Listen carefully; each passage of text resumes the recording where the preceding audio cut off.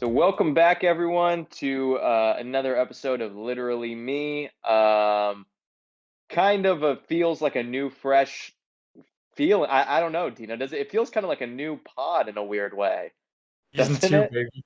Season 2. Season two, pretty much. For anyone who was listening last week, we told you we were kind of taking a new approach to this, where we're going to go through the filmography of Big Daddy Gosling. We're going to go in reverse order. So since we did the Barbenheimer episode last time, we're going to work our way backwards through his filmography, where we take a look at all of the Literally Me characters that Ryan Gosling has played and see what movies we think that character thinks is probably literally him. So starting this week, we're going to be talking about The Gray Man from 2022, directed by the Russo brothers, starring Ryan Gosling alongside Chris Evans, Billy Bob Thornton, Anna de Armas, and more. Um, Kind of excited to talk about this movie just because it brought about so many other cool movies to check out when I was thinking about it. I know you said you'd Yeah. seen this movie before, right? I've seen it before when it first came out, I think November of last year, something like Hmm. that. And it was fun revisiting it. And this was the first time for you, so I'm just very curious to hear your thoughts on it and if you liked it Yeah, because you didn't put a review on Letterboxd, I think, like not a rating. yeah. I'm not gonna. I don't think I really enjoyed it very much. I think it was entertaining. There was some very entertaining moments, but all in all, really was not a big fan of this movie. Um, For the most part. What about you? Did you like this movie? What when you saw it for the first time and then now, did your opinion change at all? Did you like it more, like it less, the same? I actually enjoyed it a lot. I think it's a lot of fun and just the two main characters. I mean, Ryan Gosling and Chris Evans just play two great characters and it's so much fun. It's so quippy and I know a lot of the action doesn't make any sense and it's over the top and things like that, but I Mhm. just love these globe-trotting action spy films, especially with the humor in there. I think fits really well with like Ryan Gosling having him play these like just showing his comedy chops, which I think he has lots of. And Chris Evans was very surprising. Loved the mustache, and he was a Yeah, fun character. And you can tell he had a blast playing Lloyd. definitely. It was funny. There was a line in there that I wrote down too when I was watching. I don't know if you caught it, but at one point, I don't know if it was Chris Evans who says it or someone else, but he goes, "Extra 10 million to whoever puts a bullet through this Ken doll's brain." Yeah, And I was like, "That's so good." which is funny Coming because off I Barbie. don't think it was announced and that he's gonna I play don't know. Ken. So Yeah, I don't think so. Funny either. coincidence. As we've said before in the past, a pot of coincidences Yep. um, over here. But it was a lot of fun. The action was insane in this movie. Mm-hmm. That Big plane budget. jumping sequence is absolutely absurd. Mm-hmm. There's a lot of like great action sequences in this, and I mean, Hmm. for the budget, I think it was like 200 million. It So it was makes 200 sense. million. Yeah, Yeah, a lot of money. a lot of. Um, The one thing I will say, I wish they would have utilized some more like practical kind of stuff because to me the whole thing felt very CG. Like when I was just looking at I'm like, I feel like every scene, even if they're just having coffee, everything around it is just green screened. Mm, So I wish there would have been some more practicals because some of those action sequences I would have loved to have seen, especially if you have $200 million to spend. Blow some shit up and mhm. do some real stuff. I think a lot of it went to the cast because this film is It's stacked. has a great cast.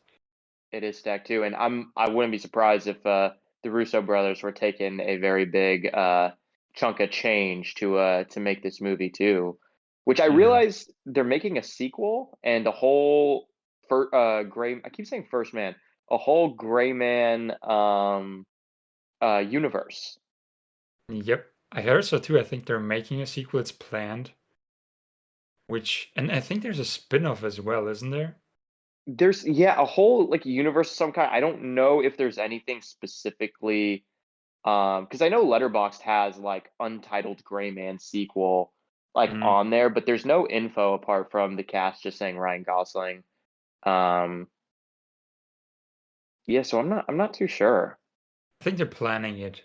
We'll see how it turns out because it's a lot of money, and I'm not sure if Netflix is going to continue like financing these big budget films because there's kind of a thing going on with Netflix going downhill a bit with their Yeah, subscribers ever yeah. since that password share thing. Because it went up, but I think now it's going down. So, Mm-hmm. I mean, hopefully they'll get a second film out because, like I said, I enjoyed it, but Because I that was kind of understand. their back too for a while. Because Red Notice was that also Netflix? Yeah, The one with which Ryan Reynolds? I haven't I seen haven't yet, seen but it that was either. Netflix. And I think Anna de or is that Gal Gadot? No, it's Gal Gadot, I think, in That's that movie. Dragon, yeah. Yeah, okay. But yeah, you're right. I mean, it seems like it's already kind of in the works, and I think the Russos like have that clout of having the Avengers and all that stuff Mhm. to sort of help them out, maybe. But I mean, I don't know how expanded they wanted this universe. Have you read about it at all? Like what exactly they want to do, like fully? I haven't. I just know they're plan on making a Gray Man 2, and I heard there was like a spin-off of one of the characters, Hmm. but I'm not sure. I think like correct me if I'm wrong. Have you read anything? Do you know more? No, it was really just like when I was doing some like little bit of research Mhm. after the fact. It was just because I think it was on Letterboxd, like when I was like just scrolling around at like related movies, and I saw that the sequel was there. So I was like, "Oh, what's this?" Mhm. Um, but nothing about the second movie in terms of what it's about or anything like that. I think I'm confusing it with John Wick because they're making a John Wick spin-off, not the Continental TV show, but they're making one because Ana de Armas is also in that franchise. They're Hmm. making a spin-off film of her. So I might have confused it here because I thought they were gonna make a movie about her character, but I think that's John Wick. Yeah, I don't know if it is, but it does say as well as a spinoff that it is what it's doing. Mm. Um, I and think it that was John Wick. I think Gosling it's called The and Ballerina. say that again. I think it's from John Wick because it's called The Ballerina, and I think that's her character Okay, from John Wick, but they I might also do one for this one. either way, will you be checking them out, the sequels and all that? For sure, for sure. Like I said, I enjoyed it a lot, and I think a sequel would be cool, especially because some of the characters, like Jessica Henwick's character, who was the female CIA agent, I think she Hmm. could have been utilized a bit more. So I think they might have held that on like for the sequel to see more of her and maybe more of his backstory. But yeah, would you Yeah, it check it was. out if it came out? I will for the homie Ryan Gosling. Mhm. As long as he's in them, I'll check him out. I don't know about the spin-offs. If he's not in it, maybe not. Yeah. But if the homie's in it, I'm gonna be there. Mhm. Um, but yeah, it was. Where would you rank this among like the Russos' other movie? Have they? I know they've done. Did they do all three of those last Avengers movies? They did the last two, so Infinity War and Endgame, and they did the last two Captain America, so I see. Okay. Winter Soldier and Civil War. And they also directed Yumi and Dupree. Did you ever see that movie? I haven't. I've only seen like That the Avengers, Captain America, Cherry, and Gray Man. I haven't seen anything else. Not even Community, which they directed a lot of episodes for, I think. Whoa, really? Yeah, yeah, they came from like Community, the TV show, I I didn't think. know that. Yeah. But what was the Oh, other that's pretty film? cool. It says so that's pretty much all their movies though, the ones that you've seen. The only other two that I see here is Hmm. Yumi and Dupree, which is a really funny comedy I remember from I don't know how well it holds up, but I remember it being on TV over here constantly when I was younger. And it's Kate Hudson and Matt Dillon are like a newlywed couple, and Hmm. Owen Wilson I think is like one of Matt Dillon's like old friends, but he's sort of like a like a bum, I guess, and he's like staying on their couch for like a while. Mhm. Um, and he's just kind of like it's one of those like, oh, he's so much to handle. He's so goofy and silly, and he's so messy in the house, and things like that. But I remember always really liking it. I might have to throw that thing back on. It's one of those Sounds cool like like fun. comfort movie, like real just low stakes, just and some good comedic moments. Mhm. Um, but then it looks like they also did another movie called Welcome to Collinwood, which actually looks really, really fucking cool. Has a really good cast here. Never William heard H. of it. Macy, Sam Rockwell, Luis Guzman. Um, and it's about five hapless inner city lowlifes attempt to burgle a pawnbroker safe, but end up being played by bad luck. Um, Interesting. and it actually looks really cool. I might have to check that one out. Yeah, it looks neat. Oh, and then there's another one from '97. I'm assuming this is something they just did themselves independently called Pieces, Mhm. which also looks kind of like a action thriller maybe sort of thing. But Yeah. they got a lot of movies coming out though. Looking at their letterbox, these guys got tons of stuff. I mean, after doing the Avengers, I think everyone is giving them money to do whatever. So I think they Yeah. have a lot of projects. They got another one coming up with Brian Cox, my homie from Succession. Mhm. Him, Chris Pratt, and Millie Bobby Brown called The Electric State. Have you heard about this one? I haven't, but damn, that looks and sounds very interesting. Yeah, it's like a sci-fi western thing, it kind of looks like. Okay. Um, it looks pretty interesting. But yeah, man, Great Man did have some really cool moments though. Mhm. And especially with the international aspect of it. That's something that I just love when you see these movies that jump from country to country, which Mhm. speaking of recently, we haven't recorded yet, but I also want to give a big, big RIP shout out to the homie William Friedkin, the GOAT. But his Mhm. movie Sorcerer is very much like that as well. And it's very different from this, obviously, but it's the same kind of thing where it's jumping from country to country to country, and it feels, I don't know, there's something that it just adds to the immensity of the stakes when you really utilize the whole globe. You know what I mean? Absolutely. And it's just very cool to see like all these different cities because it's not just the same location over and over again. Hmm. You see something of the world, and like you said, it just adds so much more to the film and gives it this like international aspect. It's great. I haven't seen Sorcerer yet. I have Oh, to you have have to. to It's because I love Friedkin's, Friedkin and yeah. rest in peace, of course, and just love his films. And I haven't seen all of them, so Sorcerer is one very high on the Sorcerer, list. Sorcerer needs to be next up on that Friedkin list for sure. That's Mhm. my personal favorite, for I sure. just wanted to ask you, that's your favorite? Okay, That's mine's my To Live and favorite. Die in L.A. I rewatched it again this last week for the first time in a long time. It was that Mm. movie is so awesome. It's so freaking cool. I had it on my list to watch, so maybe we'll discuss it eventually. Yeah, yeah. But after Um, Sorcerer, for sure. yeah, I've been going through a lot of his movies in this past week, so I've been checking Mhm. out some new ones that I haven't seen before, also rewatching some old faves. Um, but uh, but yeah, on a scale of 1 to 10 handlebar mustache goatees, Mhm. how much is what was his name in this? Sierra 6? Yeah, Is it Sierra Sierra 6. 6? How many goatees is Sierra 6 literally you? I think I'll give him like a 6. Mhm. Not the action hero, not as skilled as him, but like the humor aspect. He's very quippy. He's very, in a sense of humor, sometimes very dry and just a lot of fun. So yeah, I'll give Yeah. him a 6. Not as handsome, Yeah. not an action star, but But you yeah, have the courage maybe. Maybe you have an ounce of that courage and I hope it's so. you hope so. Yeah. Yeah. What about you? I don't know, maybe also a 6 or Mhm. so. Um recently started taking up some CrossFit, so maybe I can turn that into a 6.5 with a lot of hard work over the next few years. Mhm. We'll check Um, back when the Gray Man 2 well, comes out. exactly. Then I'll be Mhm. like a 6.1.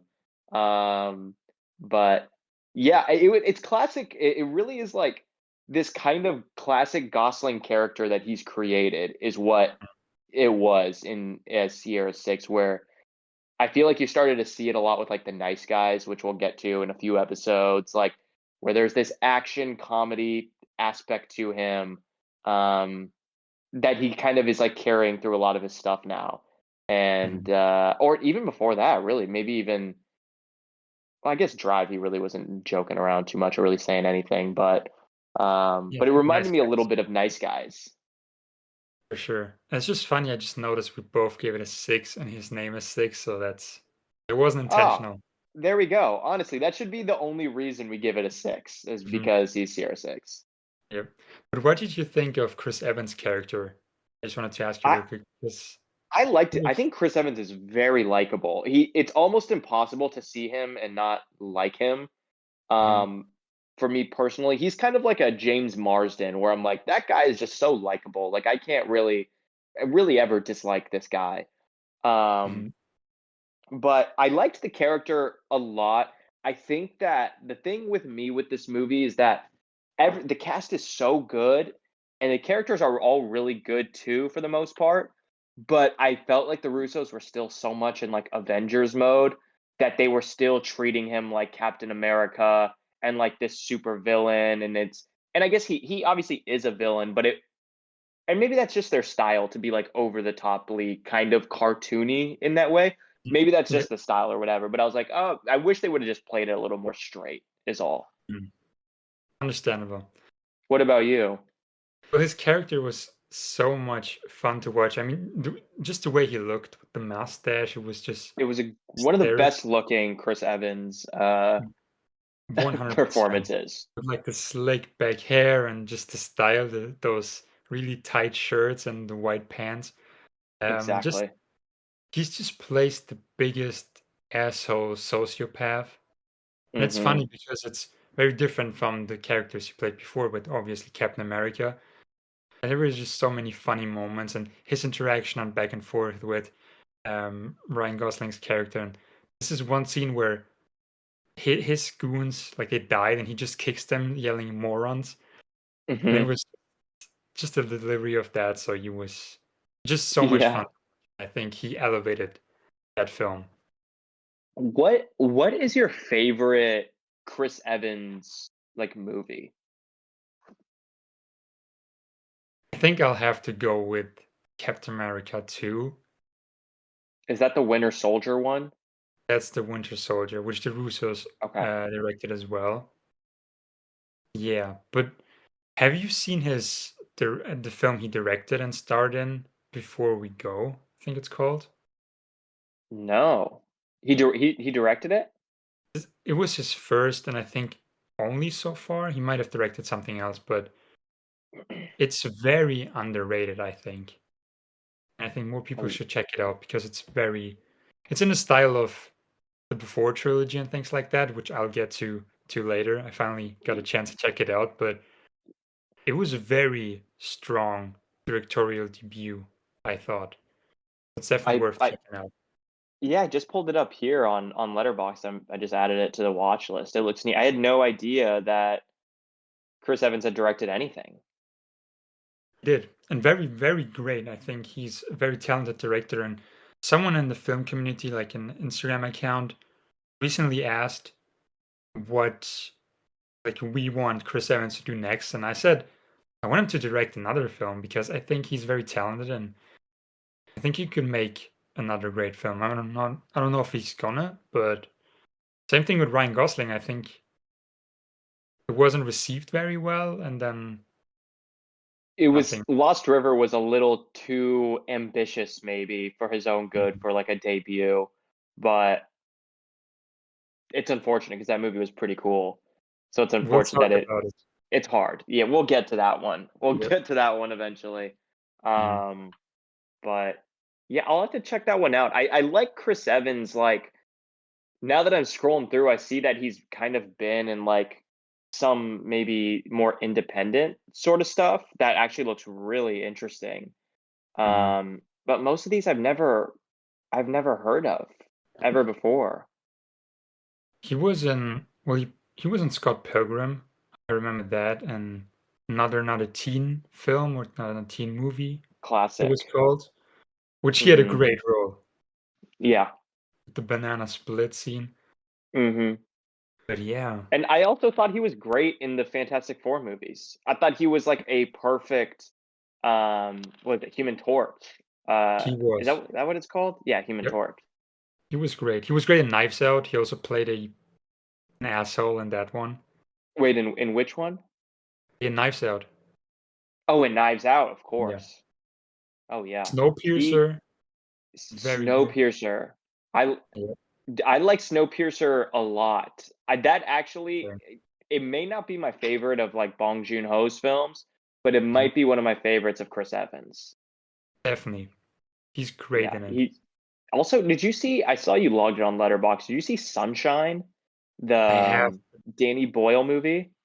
but I didn't like it that much, to be honest. Have you seen it? It's I have seen it. It's really weird, right? Like Mhm. it starts off. I'm not going to spoil it in case anyone hasn't seen it. This it was written by Alex Garland.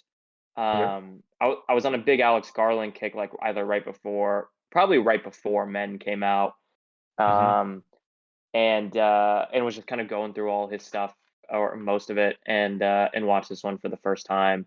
And it's cool because it starts off as one thing, and then it takes a turn into a completely different. Like the second half is a completely different movie, pretty Mhm. much. It's very But complicated. it is, Just a and heads up. it's.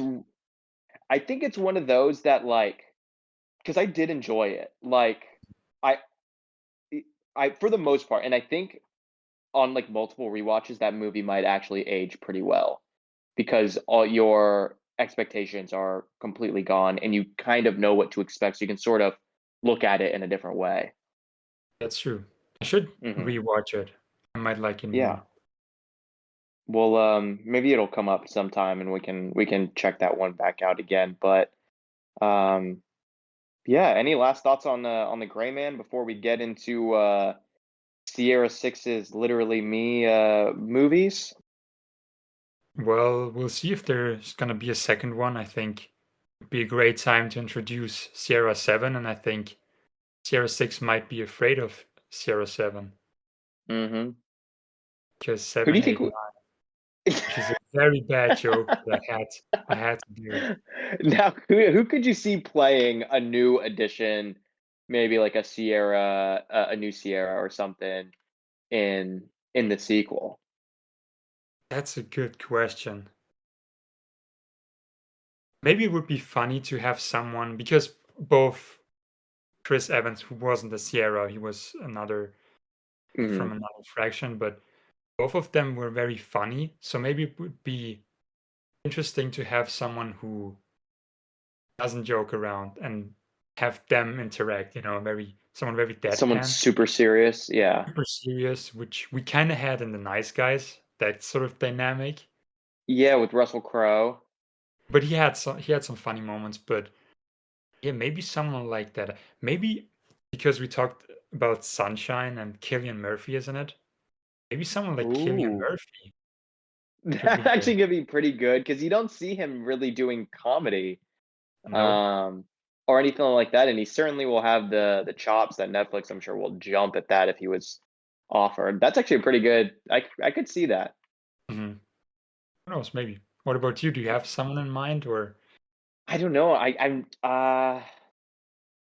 think you're totally right that it has to be someone like completely serious. And I think if this was made years ago, the obvious choice would be someone like a Robert De Niro or something, where it's like, Mhm. oh, we brought in Robert De Niro because he was that token mobster, serious guy that now he Yeah. can put in these comedy movies and it's funny.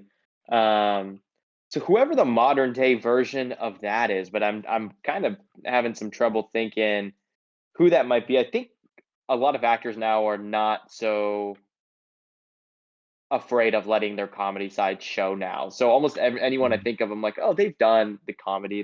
They've done some light stuff, or they've at least treated their characters somewhat lightly at some Yeah. point. But I don't know. I really don't know. I could see them doing something like a Dave Bautista or something like that, though. Mhm. Like I could see big them guy. pulling that. Yeah, just Yeah. like someone who's just huge, or like Jason Momoa or some shit. Mhm. Yeah, for sure. But I think Neither that of which very serious people, but exactly, I could just exactly. see them doing that. Yeah, They could. But I don't think Bautista wants to do those type of things, those type of roles anymore. So I think he's tapped out, and that's for the best. he wants to do I could more also see serious them stuff. bringing in like a Brad Pitt, like because I was thinking of like Bullet Train when I was thinking of when I was like watching this movie, Hmm. and I could definitely see Brad Pitt being Aaron like, Taylor Johnson is the one I wanted to yeah, mention because of Bullet Train. He could there be you great. go. Actually, he would be really good. Also, Mhm. so would and they all look the same. Him, Tom Hardy, and Aaron Taylor Johnson all look the same. It's Logan Marshall Green. Do you know who I'm talking about? Is that He was in the? that movie Upgrade. Oh yeah, yeah, I know who you're I may have talking about. butchered his name. Yeah, Logan Marshall Green. It's like him, Aaron Taylor Johnson, and Tom Hardy are just like long lost triplets. Mhm. Yeah, he could Those be are the great. three identical strangers. But he could probably pull that off in a cool way. But he doesn't really have the star power. I don't think that it would be like a whoa. Hmm. That's true. I think they're probably gonna go with someone But more even Tom Hardy, true. True. But I you're could see right. that They for really sure. could like star in a like movie version of the three identical. And it would just be the three of them. Yeah. Yeah, one's British. Or is two? Hmm. Is Aaron Taylor Johnson also British? I think he's British. Is he? Okay. I'm not sure. Um, but yeah. Um, well, hey, why don't we get into our literally me movies? As we said, this section gonna be dedicated to talking about movies that we think Sierra Six would have watched and thought, hey, that guy, that character is literally me. Hmm. Um, and we each brought four movies to talk about. And did you kind of how did you go about picking the movies? Did you sort of categorize any certain things about Sierra Six that you really wanted to attack, or was it just the vibe of the movie, or what? Any specific way you went about Well, creating with your list? this one, I went about exactly like you said. It was just the vibe of the film and just the globe-trotting spy action comedy thing. Hmm. So I kind of went with those. And yeah, we already talked about, well, we actually talked about all of the films kind of on my list, except for maybe one. No, we actually Really? mentioned, no, we mentioned like two of them. My Okay. bad. Okay. Okay. But Good. there are definitely like similarities that are a little bit obvious, but I still want to mention them because that's what came to my mind. Heck yeah. Did you have a Cool. different process? Did you go more into him as a character or? Yeah, so I kind of split it up. Like I ended up having like four different categories or sections about him. Like the main one kind of being like the espionage, like spy, just that kind of world. Um and then I also had one that was just kind of in general, like something that has to do with like conspiracies, because obviously there was a lot of like conspiracy in this movie and who to trust. Um, and then also a cool thing that I liked about this movie was how he was like very protective of that young girl, I guess like Billy Bob Thornton's niece, was it? Mhm. Um, and like that relationship. So I was thinking of movies where there's like that protective figure of like Mhm. a younger kid. And then also I wanted to mention a movie that had crazy ass stunts, maybe a couple movies that had some crazy ass stunts as well. So it's kind of just a hodgepodge of different stuff that I thought made Hell yeah. up Sierra. But why don't you go ahead? What's the first movie on your list of literally me movies? Well, the first one I'm going to mention is one we just talked about, and that's Bullet Train. I had a feeling. I knew it. Well, after I Bullet mentioned Train, it, I'm like, I have a feeling, just in the way you looked back at me, that I was like, oh yeah, shoot, this was on his list. that was one of the films I was like, as soon as you mentioned, I was like, yeah. But Bullet Train, just the general vibe of it. I think the comedy aspect and just the action over the top, even the characters, because Bullet Train has very vibrant characters that are just so different and so unique and so themselves. It's not just like the character you see in every other movie. They have personality, and I think that fit very well with Six and also Lloyd, who was very great, Mm-hmm. and just Mm-hmm. that whole vibe just reminded me of it. And like we said, someone like Brad Pitt or Aaron Taylor Johnson, I think you could just take them and put them in the Gray Man universe, and they just fit perfectly, and vice versa. Like you could just put Lloyd into the Bullet Train, and it would have Yeah. fit. So I think those movies, they feel like they're in a shared sort of like universe with one another. Like I could totally see a crossover like going down between the Bullet Train cast and the mhm. cast of the Gray Man.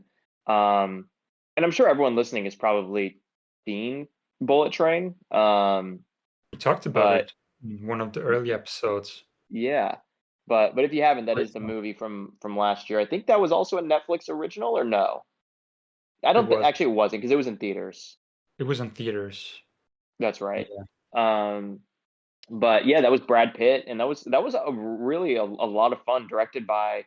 Um, directed by the dude who did Deadpool, or maybe it was Deadpool too. It was Um, Deadpool 2. He was a stunt guy before that, I think. okay, cool. So Oh, that's he why. he also did Atomic Blonde. Yep, David Leitch, David Leitch. Leitch. Yeah. Bullet Train is a lot of fun though. I'm surprised that they didn't end up. I mean, maybe they are, but I haven't heard anything about them continuing on that universe. Have you? I haven't, but I hope they do a second one because I loved the first one, and I would love to see a second one with. I think Brad Pitt's character, like Ladybug, I think he was called. Yeah. Just so much fun. It's just such a like interesting idea, and it has a lot from like comic books because just the way his character works, like he sort of has bad luck, but at the same time good luck. So it's just a very funny thing to see, and I don't think we have really seen that in films except for well, in Deadpool 2, there's Domino, who has like luck powers, I think, Hmm. if I remember correctly. But just the way his character was handling it was so much fun and also very quippy, and I think that film could do really well with the sequel. I think so too. It lends itself well because that's another. The cast is absolutely stupidly large. Hmm. That movie Really is so stacked. It's insane. good. Um, with Aaron Taylor Johnson and Brad Pitt, and even Bad Bunny has He's in it, yeah.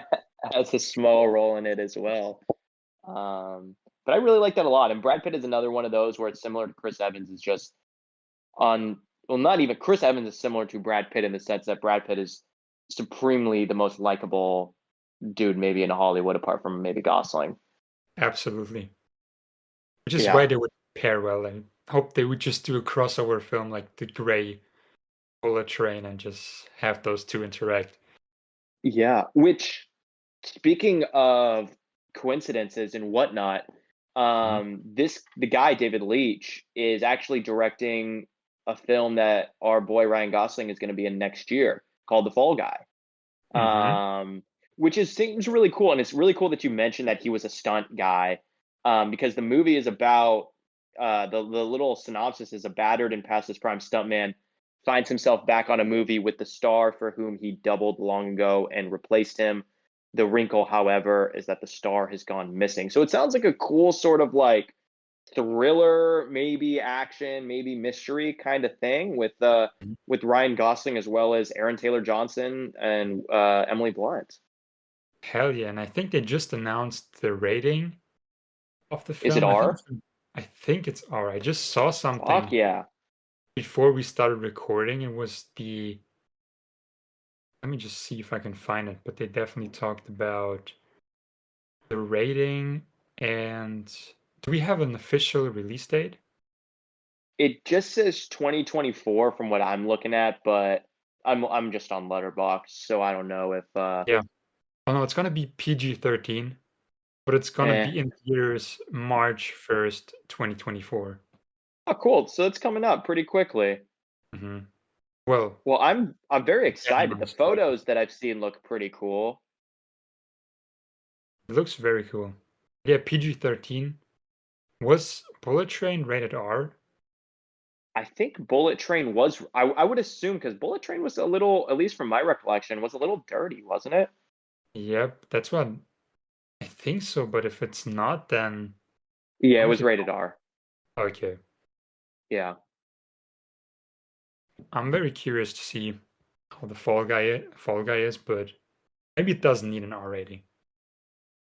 We'll see. I'm Mm, excited to check that one out. It looks pretty cool. And of course, so, it'll be covered on this pod once it drops in March. mm. Absolutely. We'll talk about it. Maybe we'll get to every Gosling film until then. Yeah, and if And it's not, then also, we'll just have to pop in for the new one and then return back to our regularly scheduled program. yep. Well, Hell yeah. cool. All But right. Well, what about Bullet you? Train. What's your Yeah, well, since we're first talking stunts, I might as well just go with the major stunt one film? um, that I was thinking of. And my first my first inkling is I really wanted to go with a movie, but we had already discussed it on an early episode, so I was like, let me stay away from that. And that was Hard Target, Yep. with Jean Claude, with just some of the best stunts and most unnecessary stunts ever. Hmm. So it's hard for me to be like, okay, no, we have to talk about a new movie. So I thought about like the craziest stunts I've seen, and I had to go with one, this Italian Euro crime movie called The Big Racket, from 1976, directed by Enzo Castellari. And have you heard of this movie at all, or are you familiar with kind of that Italian Euro crime sort of genre of the 70s? I'm not, but I'm looking it up right now. I've never even heard of it, but the It's poster looks familiar. The poster is dope. So the basic idea of the movie is it stars Fabio Testi, who was a famous stuntman. He was a stuntman actually in Once Upon a Time in the West, Hmm. or maybe it was the actually I think it was the Dollars trilogy. Hmm. Um, but he plays a police inspector who battles a criminal gang who's like terrorizing this small Italian town, by like extorting cash, like destroying their stores, and then coming back and saying, well, just classic racketeering where they're like, well, if you pay us every month, then, we'll stop doing this. And the whole town is kind of scared to do anything, and the police aren't really doing anything. So, being the police inspector, he kind of takes it up on like in his own hands and decides to take them down himself. And there's this one scene in the beginning of the film, which is one of the craziest things I've ever seen. And it's really the only main reason why I think Sierra would have watched this and be like, oh, he's literally me. Is there's a scene where Fabio Testi arrives in his car to like this whole gang, and they're shaking his car back and forth like crazy, and they throw him off a cliff. And Fabio Testi is actually in this car going down a cliff, and there's a camera inside, and it is literally filming from inside of him tumbling down this fucking mountain, like this cliff. It No is fucking the way. craziest thing I have ever seen. How high are Um, we talking? How high was that cliff? so I'm sure of what they actually filmed, maybe not so high, but it looked pretty high when they were like cutting back. I mean, he probably wasn't in it, but he was in a vehicle tumbling down a like downward slope when the camera was inside. There's no denying that. And it is Damn. insane. It's insane, dude. And you I you need to got to check watch this that out. shit You got to. immediately. And this is like it, so I'm sure you're familiar with giallo movies. I know we've talked about it at some point. This Mhm. was essentially the counterpart to giallos, where this genre called polizieschi, which are essentially Italian police movies. Mhm. Um, and they were all made at the same time, only instead of dealing with like murders and mystery and horror, this was all essentially they were all trying to rip off the French Connection. All of those movies, every last one, and they did it very obviously. And that's what makes it so cool is that they're pure exploitation, the craziest shit you can think of, the most um, un PC shit that you can think of. Like they are just putting it all out there. And this one in particular definitely stands out. But that stunt alone, I might even just have to pull it up on YouTube and send it to you. But Mhm. I highly recommend checking out this movie. I think I Sierra will. definitely would have seen this and been like, that dude, that is literally me right here. Mm. I'll definitely pull that up if I see it. Need to see if it's available anywhere over here because that just sounds wild and It's sounds on, right up I my know, alley. yeah. It also has an amazing score. One of the best scores, which always reminds me of like how like Ennio Morricone's scores are just so memorable. There's something about Italian composers are just they make the most just stand out memorable scores ever. Mhm. And this one is unbelievable. But I won't continue to go on about this movie because I'll talk about it forever. Um, We'll check it out. We'll but talk about it. the big Racket 1976. If you're in the States, you can check it out on Tubi and maybe even YouTube. Oh, dude, it is on YouTube for free. Actually, Is it it now? is. Yeah, because I was looking it up there first because the one on Tubi is dubbed, and I was looking to see if there was a subtitled version. But they're mainly all dubbed anyway. But the YouTube one is dubbed, but it's up there for free. The quality's not Mhm. great, but it's there. We might talk about it in a Yeah, future episode. I'm definitely let, let checking me that one out. let me know if you check it out. But yeah, what's next up on your list of Sierra Six's Literally Me movies? Well, I feel bad because I have a feeling you picked so much like more interesting things, and mine are pretty basic because the next one is very obvious, and What is it? it's a crime that I went so basic, but it's Captain America: The Winter Soldier, which Okay. the Russos directed. It also stars Chris Evans, but I just felt it makes sense because it's the same director, but just so many themes of it are very similar because it feels like they made a very similar film just outside of the MCU because it also is about the organization you worked for, trusted. You find Mm-hmm. out they're maybe not the ones you think they are and been infiltrated or been put against you, and then being on the run from them, trying to uncover this mystery and this conspiracy. So I just had to go with it. It's very Well, basic. I'm sure everyone well, has give seen me it. give me a rundown on the Winter Soldier kind of plot line because I don't really. They all blend together. Like I don't know which one is which really when I You've think seen it back all, on right? them. I think I've seen all of the Captain America movies. I think, but I really couldn't differentiate which one. So Winter Soldier is the second one. Is this the guy with the red face, or is that in the first one? that's the first one. That's Red Skull. Okay. That's Okay. a World War II film.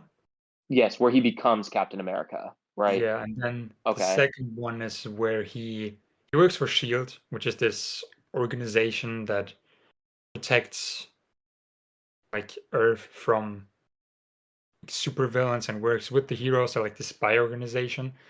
Uh-huh. And pretty much he finds out that Shield has been infiltrated by Hydra, which is Okay. the Nazi subdivision from World War II, which were led by the Red Skull. Mhm. They've been infiltrating Shield from within. So ever since the creation, they had their people puppeteering it and pulling the strings, and then he just finds out that the organization he worked for isn't the one he thinks, and then they turn against him. And a lot of the agents don't even know why they're hunting him. It's just Captain America is a fugitive of the state now, Mhm. so he has to drive across Washington and pretty much stop them, stop Shield and like Hydra from taking over and launching these helicarriers that would wipe out, based on an algorithm, everyone who could be a threat in now or in the future. Okay. That's also where Bucky comes in, who died in the first one. He's back as the Bucky? Winter Soldier. Wait, who is that? Bucky? He was his best friend as a kid growing up. Okay. So he Okay. was the guy with him who then fell off the train in the first one. Okay. I feel like I don't really remember these movies all that well. It's Mhm. been so long. Yeah, I understand they blend together, but just from the themes and like the Greyman feels very similar to it, especially in themes. And I Yeah. wonder if they I'm not sure how this movie came to be, but it just felt like they wanted to maybe tell it a bit differently and just outside of the MCU, but it's pretty much very similar. And Is Chris is Evans is Winter yeah, is Winter Soldier your favorite of the Captain America movies? it was my favorite comic book movie until the new Spider-Verse dropped. That's still my That's right. favorite I remember MCU. you saying that. Yeah. Yeah, I love that one. I love it to death, and it's a great film. It's a very great spy film. There's I'll also have a knife yeah. fight, which had a very cool Uh-huh. knife move, which they upped in this one. If you remember in that Yeah. fountain where they had the knife, where he just Yeah. puts it on, like kicks it in the air and then just stabs him. Stabs him. Yeah, that was, I think, a one up of the famous Captain America scene where he drops the knife in the other hand and just stabs him. Hell yeah. Winter Yeah. Soldier. I should go back through those because I always really liked Captain America a lot. Did you ever check out any of the original old Captain America shit? Did they have a movie like way back in the 80s or something? There was a yeah, very old film, but I've Did you ever never check seen. it out? Because I know you're a big Captain America fan. Yeah, I love Captain America. I haven't seen the really old one, but I've seen clips and it looks super cheesy and funny. He's a lot on a motorcycle, I think. Yeah, 1990 Captain America. Oh, it's the 90s. I thought it was earlier than that. Yeah, I thought so too. But yeah, there was a movie in damn, there's another Captain America movie coming out as well, 2024. Yep, but that's not Steve Rogers anymore. That's the guy Falcon, if you remember him. He's the Is new that Captain Anthony America. Mackie? Anthony Mackie. He's the new Captain America. Ah, I see. He's Okay, dope. I love him. He's great. cool. Oh, Harrison Ford's going to be in it too. He's replacing. There was another. What's his name? William Hurt. After he Yeah, died, yeah, yeah, yeah. he played Thunderbolt Ross, and they replaced him with Harrison Ford. Ah, okay, Yeah. okay. It'll be Yeah, interesting that's right. because in the comic books, he becomes a character called the Red Hulk, Mm-hmm. and he might be in this new film. So Harrison Ford might turn into the Red Hulk. Damn, that'd be Which pretty crazy. there was a funny interview where they asked Harrison Ford after filming if Red Hulk is going to be in it. He's like, "What the fuck is a Red Hulk?" That's just Yeah, so on brand for Harrison Ford. it seems very, yeah, Harrison Ford. I believe him. I believe he has no clue what the fuck he's gonna turn into. He's like, I don't care. Yeah. I was gonna say I can't imagine old ass Harrison Ford giving any kind of like spoiler to anyone or even giving a shit about what he's done. Didn't he have Mm. that funny like Comic Con thing where someone was like spazzing out about um I wish I could remember the story, but someone came up to him with like all this Star Wars like knowledge. Like someone was like a huge and he's like what the fuck are you talking about? Or He like told them to like fuck off or something like that. he hates Star Wars. I mean, he doesn't hate it, but like he does not care. And like Yeah. every time he gets Star Wars questions, he's like, "What do you want from me?" Yeah. He's like, it was just a job I did for a few Hmm. years, like when I was young. Which I He get. I loves can only Indiana imagine how Jones. annoying that probably is. Like Yeah. only being identified as one single thing when you've been in so much dope shit too. Mhm. He's done so many great films, and everyone just remembers it from Star Han Wars. But he Solo. loves Indiana Jones. Every time someone asks him about Indiana Jones, he just lights up. So Yeah. yeah. Hell yeah. Rightfully so. All right. Well, What's your um, second film? yeah, my next one I think I'm gonna do to keep in with the spy stuff since you mentioned the espionage of Winter Soldier, which now that you kind of framed it in that way, I'm really excited to sort of revisit it in that way. But Hmm. there's one that I wasn't sure if I had seen it before or not. Um, I think I might have, and I don't know if you've seen it. I know you probably have heard of it, but I don't know if you've seen it. And that's the 39 Steps by Alfred Hitchcock. I haven't seen that one yet. Have you've heard of it though, right? I feel like we've I've heard of discussed it it, before. It's come up before at some point, maybe. but I've never Um, seen yeah, it's from 1935. It's in his British sort of period, it. Mhm. still before he came to the U.S. But It's a really cool espionage conspiracy thing, and um, it's kind of cool because I think Sierra probably would have liked this movie a lot because it starts this guy Robert Donat or Donnet. I don't really know how to pronounce his name, but he accidentally sort of stumbles on this conspiracy, and he's ended up like begins a chase and goes all the way to Scotland from England, but at the same time he's also being chased, and there's this constant back and forth, and I feel like Sierra was always constantly in that back and forth where he was pursuing, but he was also the one being pursued. Yep. Um, and it never end. But essentially, in this movie, this guy who plays a character named Richard Hannay, um, he begins a relationship with this woman while they're trying to figure out this conspiracy, and it's very kind of it's like the classic MacGuffin that Hitchcock has talked about, where it really makes no sense what the thing is. It's simply just there to create a story or to create suspense. So whether that be like in Pulp Fiction, like that briefcase is a perfect example of a MacGuffin. You don't know what it is, and it means absolutely nothing, but it's simply just used to carry the story forward. Um, and there's a really interesting use of it in this one, which I won't say, but it's pretty neat. But it's really cool seeing this guy on the run, and it kind of set up, I feel like, the tropes of like these movies. Like he's handcuffed to this woman when she's like disgusted by him, but they have to like hide it like under like a coat and walk around. And it's like all Mhm. these things that have become cliche now, like he literally made for the first time.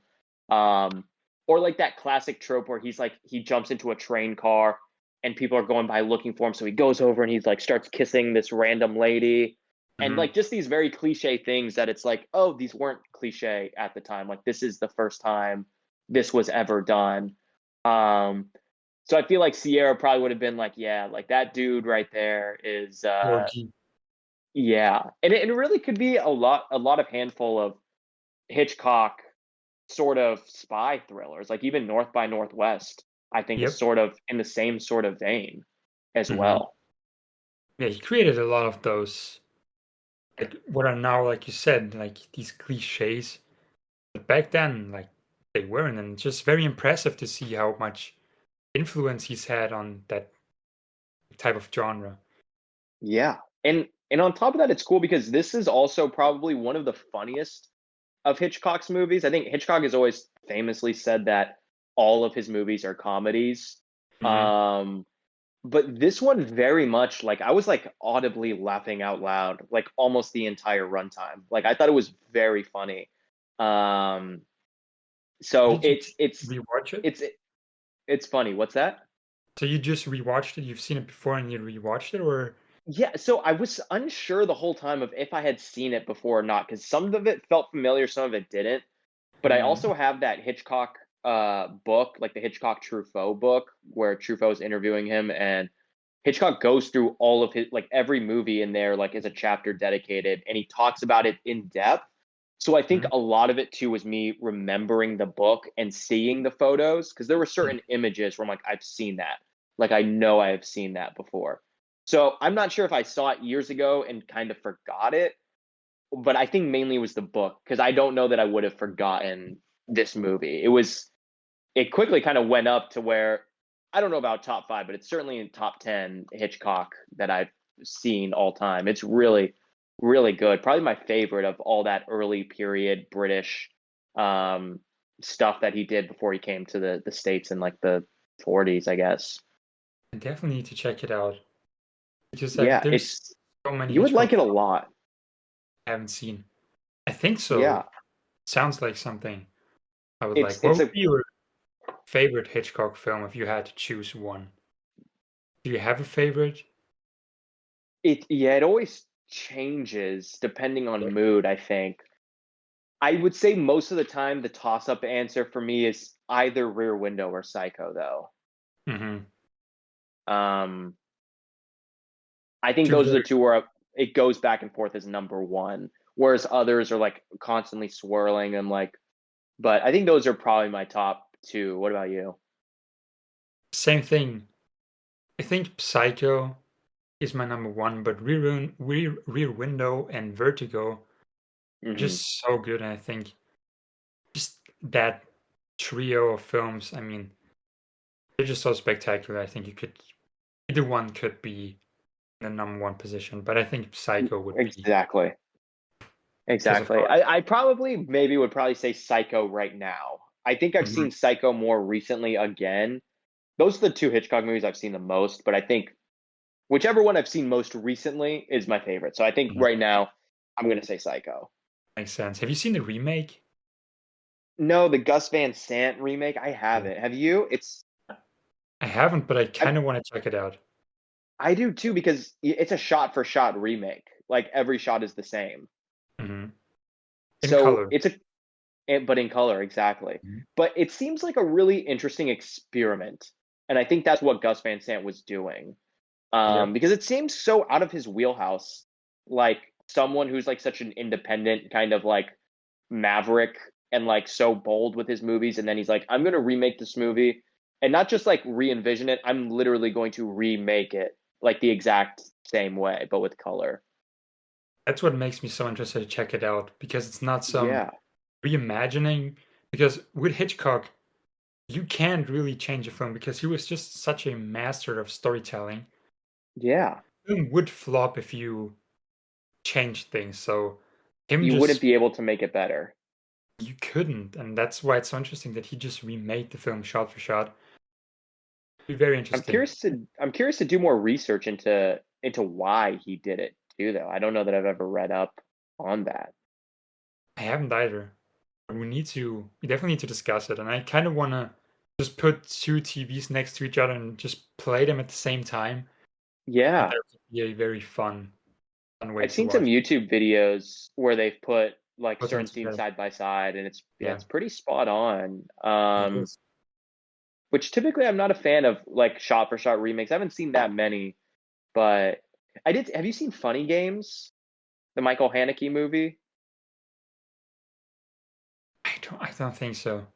He made it in I want to say like 1997. Yeah, 1997. Mhm, He made it. I think he made it in Austria, like where he's from. mhm. Um, but then he remade it like 10 years later in the US with Nicole Kidman. Um, Oh, and it's a shot for shot remake only in English, but it's by the same director. Which interesting. I've never seen the remake version, like the one with Nicole Kidman. Mhm. Um, but that's another one where I'd be interested in checking out. But that one's cool Naomi because it's Watts. the same director too. Is it the only one I can find is with Naomi Watts? I'm And sorry, did I say Nicole Kidman? I meant Naomi yeah, Watts. Yeah, okay. yeah, So, Naomi Watts is what I meant. damn, I kind of want to check them out, like one after the other. That could be a fun double feature, the two of them. Definitely. 'Cause I have a friend who has seen the Naomi Watts one um as well. Like he's seen both, and he actually preferred the Naomi Watts one. But I think the general consensus is also that the first one is sort of or that they're kind of like equal in terms of like I think people sort of are pretty split on Mhm, them. But I don't know. That'd be interesting to see the same mhm. director remake the same thing, but in English. Definitely. I think I'll check out both the Psycho remake and Funny Games, like both of them, just see it because I'm very curious now.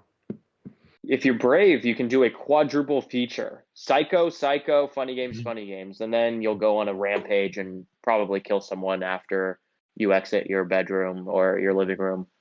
Absolutely. And it would be funny just to see my letterbox activity. People would just be like, Is this guy what? okay? I think Is he all right? everyone would check up on me to see if I'm Everyone, doing okay everyone's because just sending the "You good, bro? You mhm, good, bro?" very unusual behavior. Yeah. Um, but anyway, yeah, that's the 39 Steps by Mhm, Hitchcock. Just a classic espionage film that I think you'd really like, and more importantly, I think Sierra Six probably loves. mhm. But what you got next up on your list? What's number three? The next one I have is The Man from Uncle. which have you I haven't seen? seen it. I have not seen it. Okay. Very overlooked in my opinion, and very Okay. underrated. From Guy Ritchie, and it stars Henry Cavill and Armie Hammer and Alicia Vikander. And it's also in the spy genre. And it's Mm-hmm. set in the Cold War. And there's pretty much a CIA agent and Mm-hmm. a KGB agent having to work together to stop a criminal organization from obtaining like a nuclear bomb or Interesting. building one. And it's a very also very funny. Like it's definitely an action comedy spy thriller. And the interaction between the two characters, it's just so much fun. It's not like as different as Chris Evans' character and Ryan Gosling, with one of them being a complete asshole, because they're kind of similar, but also very different in their upbringing. Because one is from Russia, one is from America, so we have this classic mashup Yeah. of personalities and humor, but it just works really well, especially with Alicia Vikander in between those two, and just like the back and forth between those, and super stylized. It's so Guy Ritchie, and it's so much Yeah. style. You definitely Who need to check it out because I think who's the Russian? Who's the KGB and who's the CIA? so. Henry Cavill is the CIA agent, and Okay. Armie Hammer is the Russian Okay. I KGB can see agent. that. Does Army Hammer pull out the Russian accent? He has a Russian accent, and I haven't seen it in a while, like since it came out in 2015. So I'm Uh-huh. very curious to rewatch it, and I think you would like it. But I don't know if I can see Army Hammer the same way, but I'll try. Yeah. I'm Yeah. I still kind of like I'm one of those people where I can still kind of watch movies Mhm, and not be really phased by like whatever, unless it's like truly purely like just egregious. But mhm, Armie Hammer is always a very likable sort of presence on screen. So I'd be interested, especially seeing him working with Guy Ritchie. That would be mhm. really cool. I don't know why I never got around to this movie. Um, A lot of people didn't for some reason. It didn't do well, I think, at the box office. The ratings definitely aren't what I think they should be higher. It's such a great film, and I wish people would enjoy it more. I think a lot of people said it's very style over substance, but Hmm. What do you expect from a lot of movies like this? Like where it is mhm, a thriller kind of it's that's kind of what it is. It's the style and mhm. the thrill of it. And it was a TV show before. I think it was a British. I was gonna ask because the name is so like synonymous in pop culture. I can't imagine it's just from this movie. I think, yeah. Yeah, I think it was a TV show. I'm not actually sure because I've never seen it, but I think it was a spy TV show from the UK, and Okay. then he remade it into a film, which is super great. And you should check it out. It's very funny, very action packed, I very will. I just added it to the watch list on Letter, and it has a decent rating, like 3.4. I think it's pretty like solid. Um, so 3.4. I I, thought it was lower. 3.4 isn't that bad. yeah, it's not bad at all. Um, yeah, this movie looks really, really cool, and I'm really not even all that like familiar with Guy Ritchie's movies. I'm actually looking through, and this is going to be criminal to say. I don't think I've ever seen a Guy Ritchie movie. I'm so familiar with him, like who he is within Mhm. pop culture and within movies, but I'm looking through. I'm like, I've never actually sat down for any of these. And I saw on Letterboxd you checked out one of his new movies recently. Did you not? I'll get to it later. I did, but Okay. Okay. um, that's crazy. I thought you would have seen. I mean, he did. Snatch has been on the watch list for literally probably a decade now at this point. Yeah. Um, and I remember when The Gentleman came out, being really excited to check that one out, and then I don't know if I just didn't end up going or it was like maybe COVID time or like something like that. But Mhm. I remember seeing the trailers for that and being really excited to see that, and I just never got around to it. I think it was right before COVID, so that could be. But that's a great film. I definitely recommend it. I haven't. I've seen like some of his Holmes films, but I've never sat down to actually like watch it from start to finish. So I'm Yeah. excited to watch those because they're making a third one pretty soon. Oh, really? Yeah, he's making a third one. That movie Wrath of Man, did you see that movie with Jason Statham he did? I haven't, but they came out recently, like 2021. Yeah, I I think it haven't. was the last movie before what's the new one called? Covenant? The Covenant. Yeah, I think that was the last one. It actually looks pretty freaking cool from the description. And it's on Mhm. Amazon Prime, at least over here, so I'm gonna have to check that one out. He was very busy in the last couple of years. I mean, he made The Man from Uncle in 2015, Hmm. but then afterwards he made Gentleman in 2019, Aladdin in 2019, Wrath of Man in Same 20, year. Damn. King Arthur. And he He came out in 2017. Jesus, this guy. And he's got Aladdin too he's working on as well. Aladdin 2 and Hercules, a live action remake Real who okay, who's gonna be pro- in that? Have they announced? produced by the Russo brothers, coincidentally Oh, enough. And they okay. have actually, that's a great coincidence because I think last night they said who they're looking for to star in it, which they want Ariana Grande to Stars oh, to play the girl. yeah. I can see that kind of. And then what's his name? Let me the one from The Bear, Jeremy Allen White. Jeremy Allen White. I think he's being eyed for Hercules, I think. Really? I think so, which would be a very interesting choice. I love him. I love him too. That's seems like an odd choice, but that's cool. Who am I lying? I probably won't watch it, but it's I'll definitely look at still Oh images or no, photos from it. no! It's Taron Egerton. I don't know why I Oh, thought of okay. Jeremy Allen White. It's Taron Egerton. That's the one who played Elton John. Yep, that's him. I don't Okay. know why I had Jeremy Allen White. I think I know why because when you mentioned Aaron Taylor Johnson's lookalikes, I think he kind of Popped in there as well. yeah. Yeah. That sort of crew of Hmm. men, there's a lot of those to go around. Yep. That look like there's no shortage for sure. Hmm. Um, okay, I can kind of see that. I could sort of see him like beefing up, getting pretty bulky for Hercules, and Hmm. I can see that. I don't know anything else that that dude's in though. He was in Kingsman. Have you seen Kingsman? Kingsman. The name sounds familiar, but what was that? Was that also Guy Ritchie or no? No, that's Matthew Vaughn. Oh, okay. Kingsman. Great films. It's this like British organization. It's also like this spy. Could also work well with other films we mentioned. Really? Wait, he's in Yeah, this too? Are you sure? yeah. He plays the main guy, Taron Egerton. Oh, damn. I don't see his name on the letterbox. Maybe he's just down there. But it has Harris Dickinson in it too. I really liked him a lot in Triangle of Sadness. It's not the King's Man. It's Kingsman. Oh, That's they're two separate things?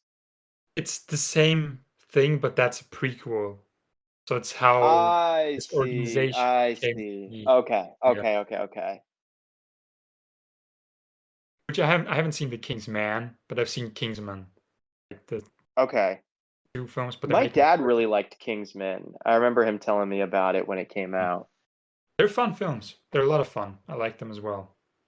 Yeah, I'll have to check it out. Um, wait, which movie was your pick though for this one? The Man from Uncle. That's right, The Man from Uncle. Mhm. Sorry, we ended up talking about like 12 movies. I completely Yeah. forgot what it was. Mhm. And we'll go through them at the end for anyone listening as well. We'll each list them out at the end if anyone wants to check them out. Um, but hell yeah, The Man from Uncle. Yeah. But what are your last two? You can do Yeah, back to so back. Okay, so number three, I guess I kind of cheated. It's two movies in one, sort of. Hmm. But I think with the angle of how Sierra Six was really protective over that young girl, I forget what her name was. It really reminded me of True Grit.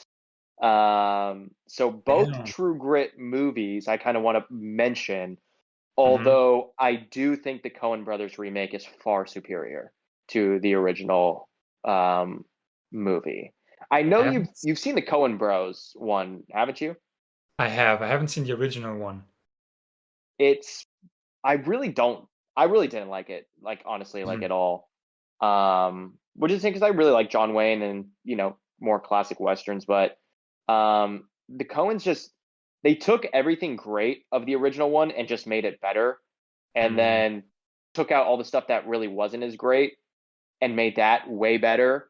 Mhm. So it's just all around of. I mean, that movie is so good. For those who haven't seen True Grit, it's the lead character's name, Rooster Cogburn, and in the original, it's played by John Wayne. In the Coen Brothers remake from 2010, it's played by Jeff Bridges. And essentially, after the murder of this young girl's father, she's like a 14-year-old girl. She sets out to Texas, I believe, from Arkansas, or maybe the whole thing takes place in Arkansas. I can't really remember, but she goes out to try to capture the killer, and no one will do anything. So she hires the toughest U.S. Marshal that she can find, a man with what she called true grit, and that's Rooster Cogburn. And this movie is so good. I really forgot how good this movie is. Um, and the girl Haley Steinfeld who plays Maddie Ross, that's like the lead sort of character alongside Jeff Bridges. He might give one of the great like child performances ever. Like we've talked about Paper Moon on here, we've talked about the 400 Blows, but this is Mhm. up there. She won an As Oscar for it. Okay, did she? I was gonna say because she I definitely is think was. deserving. She was fantastic. I think she won. She won it. Yeah. One Cool. of my favorite Um, actresses. I had a huge crush on her when I was little. She really. is. Yeah. She's incredible, and she's in one of my favorite films, The Edge of 17. My girlfriend was telling me about that because we watched that. She was watching it for the first time. Hmm. She hadn't seen it. She's like, "That's the girl from Edge of 17," Yep. and I was unfamiliar with what that movie was. Mm, you should check Um, it out. It's in my. yeah, It was in my top five. really, it looks cool. And Woody Harrelson is in it too, right? Hmm. Yeah, I'll have to add that one to the watch list. Um, Great film. but yeah, True Grit is just really a fantastic Western. It's super funny as Mhm. well. Matt Damon, in particular, is very funny in this movie. He's very subtly hilarious throughout it. Mhm. Matt Damon plays sort of this another bounty hunter who's going out there to try to find the father, or to find the killer. I'm sorry, but for a different crime. And Mhm. Haley Steinfeld is very adamant about him being hung for killing her father and not for some other stuff he did in another state. So there's kind of that like rivalry or like friction between them that's really interesting and really cool to see. And Maddie Ross is just she's so or Haley Steinfeld as Maddie Ross is so just assertive, and it really does kind of remind me a little bit of Addie from Paper Moon. How Mhm. she's like, I'm not taking no for an answer. Like one of those like young kids who is so much an adult just within like a child's body. Mhm. If you know what I mean, that sounded kind Yep. of weird, um, but it reminded me a lot of that. What do you think about this movie? After you talked about it, I definitely need to rewatch it because I only seen it once, and that was when it came out, or like a couple of years after. Hmm. I kind of forgot about it, and now that you mention it, it just brought back so many memories and so many pictures in my head. I kind of forgot about it because at the time, I think it was my favorite Coen Brother film, and it just kind of got lost in my already bad memory. So I Hmm. definitely need to rewatch it and It was so great, I remember. Yeah, it really I same thing where I really remembered liking it, but I Hmm. didn't remember how much I liked Yeah. it until I was rewatching. I'm like, God, it was one of those where it's like, when you rewatch a movie by a certain director, you're like, why haven't I rewatched all of the Coen brothers Mhm. movies like in years? Yeah. It was one of those where I'm like, these guys are just so good. And and I did watch for the first time. I mentioned the original, which was directed by Henry Hathaway, and that one came out in '69. Hmm. And it's just it it's weird because I noticed in the cast that like Robert Duvall as well as Dennis Hopper, one of my favorite actors, was in it. So I was so excited. And this movie really just bored me to tears. And I fell Hmm. asleep and I never saw Dennis Hopper in it the entire fucking time. So at the end No I way. was super bummed because I'm like, I must have dozed off. I thought I had rewound back enough. Maybe I didn't, but I was like, I literally never saw this man ever pop up. Crazy. But I think it's cool seeing, like, if you rewatch the Coens, I think it's cool to Mhm. check out the original. Definitely. Um, and you know me, I'm kind of a pretentious kind of weirdo when it comes to those things. So I usually prefer originals over remakes, but this one Mhm. far and away, the Coen brothers really just got it right. Like they just did it right, and they were the perfect people to make this movie. A rare instance where the remake is better, it seems so. Yeah, yeah. And that's with But the Coen brothers. Like they have so many bangers that you just sometimes forget like how good other films are. And yeah, it's I really got to go back through and rewatch some stuff. Like it's been a minute since I've rewatched Blood Simple. It's been a Mhm. minute since I've well, I really want to rewatch The Man Who Wasn't There, especially after Mhm. like Billy Bob Thornton from Gray Man. Like I'm like I remember liking it because it was so different from what their usual kind of output is, that Mhm. now I'm really more interested in rechecking it out with like a new sort of fresh approach. Do you have a Yeah, favorite Coen Brothers movie? We maybe have talked it's, about this, we but I don't talked know. about it, but now I'm not so sure because I what did I say last time? I think it was Inside Llewyn Davis. Oh yeah, we for sure But talked about it on the Llewyn Davis episode. yeah. But honestly, I need to revisit all of their films and then give you an answer because I feel like I just Yeah, forgot how good True Grit is. yeah, it's awesome and it's up there. And like No Country will always probably be my number one. Yeah. Um, Well. because I had rewatched it. That was another one where I rewatched it earlier this year. Mhm. Maybe it was after we saw Lewin Davis, and I was like, I gotta go back, or maybe it was right before. It was around that time Yeah. though, Mhm. where I rewatched it for the first time in years, and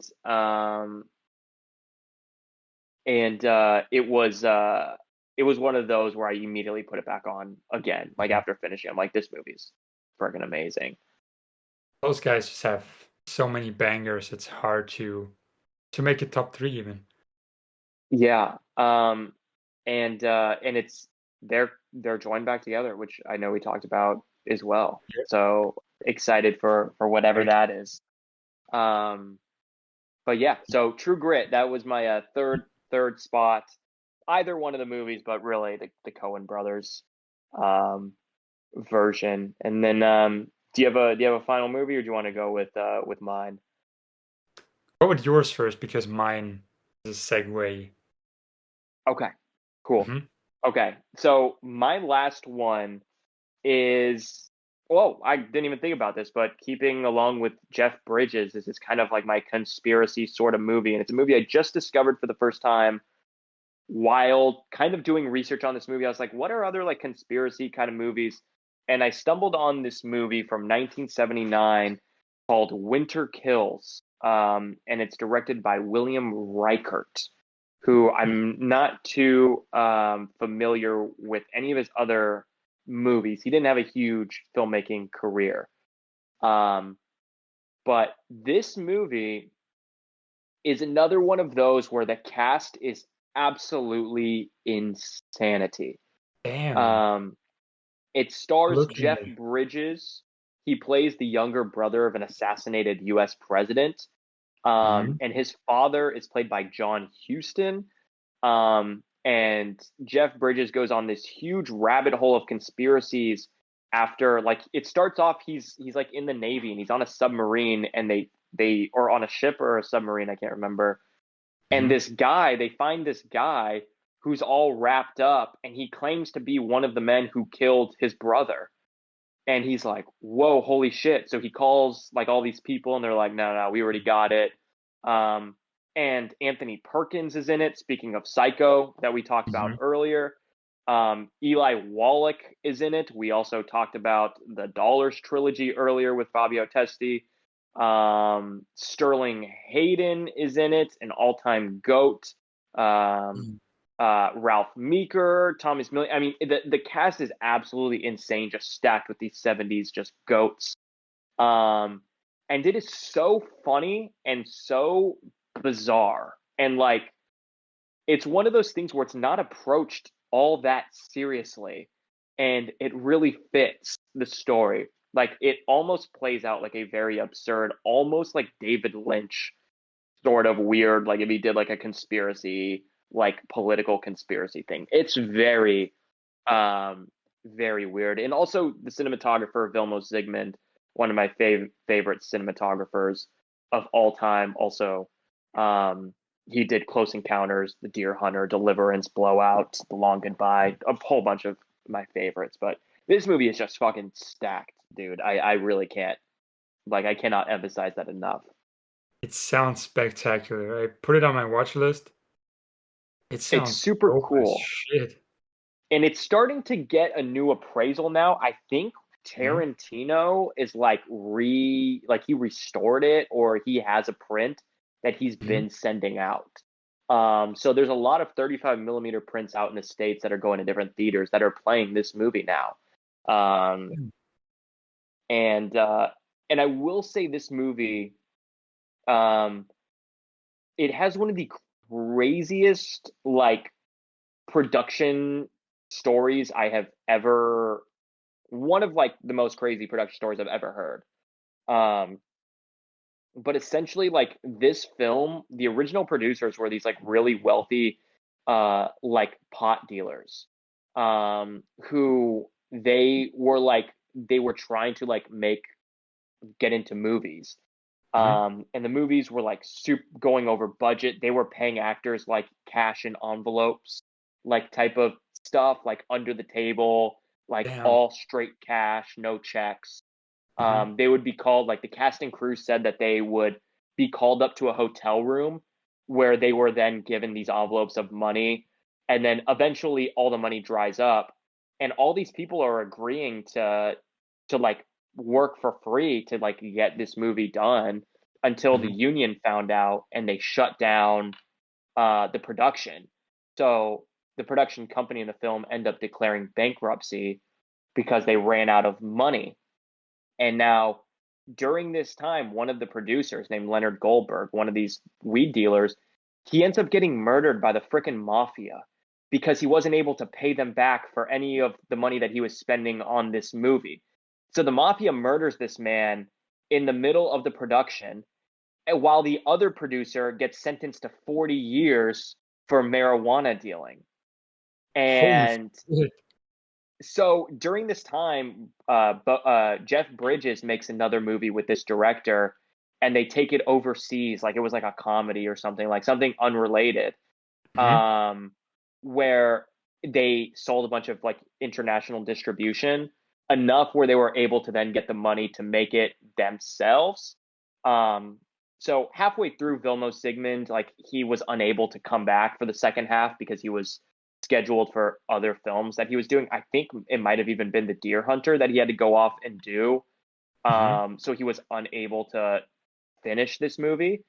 Um, so he was replaced, and yeah, that was kind of the whole production story behind it. And there's a really cool documentary on YouTube called Hmm. Who Killed Winter Kills, and it's all about the making of this movie. And it's really cool. It's like half an hour long. It's on YouTube. If you do check out the movie, which I highly recommend, I think Mhm. it's really cool to check out that little doc afterwards. It's like a sort of supplemental feature.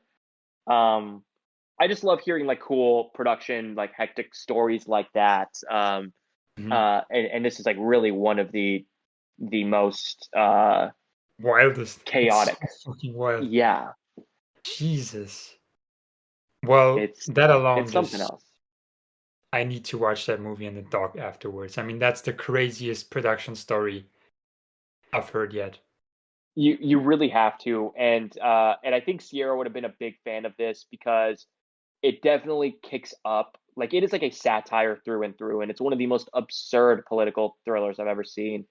Mhm. Where it becomes very convoluted. Like it's very hard to follow what's happening after a while, but it still keeps you in it because the characters are so good. The cast is so stacked. It's so funny. Jeff Bridges is amazing in it. John Huston is maybe even better. And also Jeff Bridges has a lot of cool like stories of meeting and talking with John Huston that are really cool.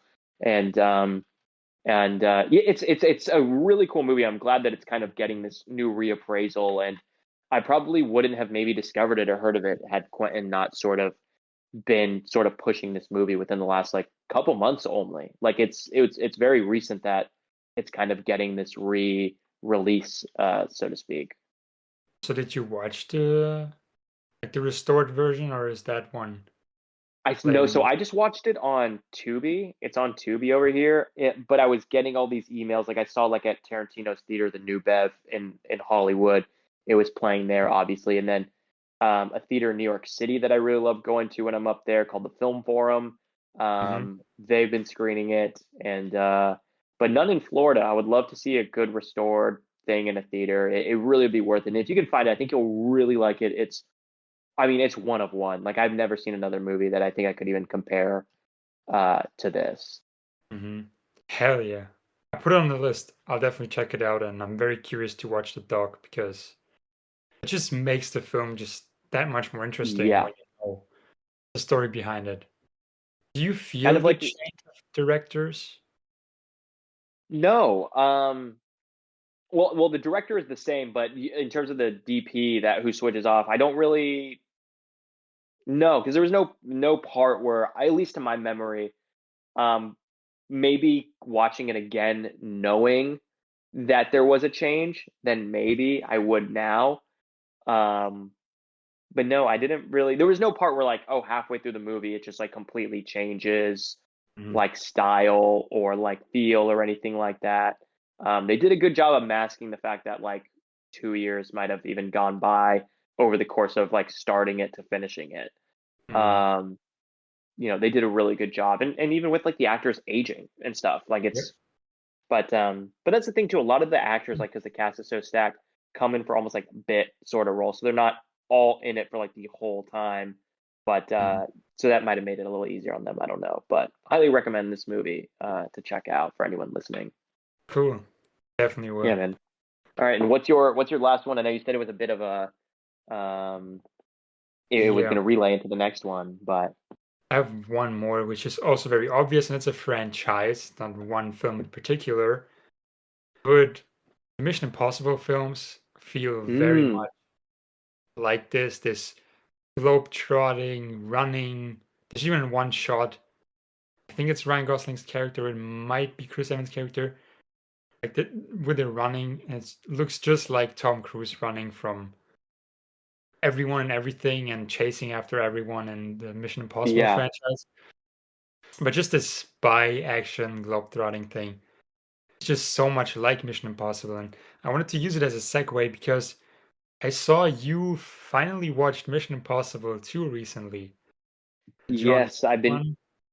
I've been going through Mission Impossible, my girlfriend and I. So we've only made it to the first two now. Like we've done it like maybe once a week or every other week, Mhm. um, where we've gone through. So I rewatched Mission Impossible 1. I don't remember if we talked about that one or not.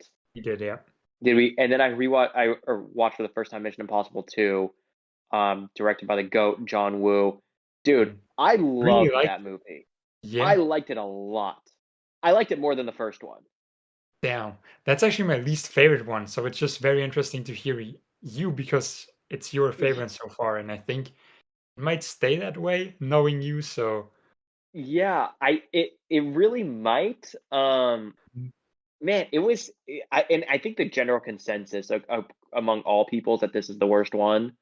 Like, is that kind Yeah. of the general kind of consensus of everyone? Mhm. It is, yeah. Um, I liked it a lot, but I love that John Woo is just so over the top. Like, especially being such a big fan of Hard Target, it's impossible to like watch this and be like, how can I not? It's like almost like the same movie. Like, how could I not love this? Yeah. Um, I think now but we having were. seen Hard Target, I think I would like it more going back. I think you Um, would.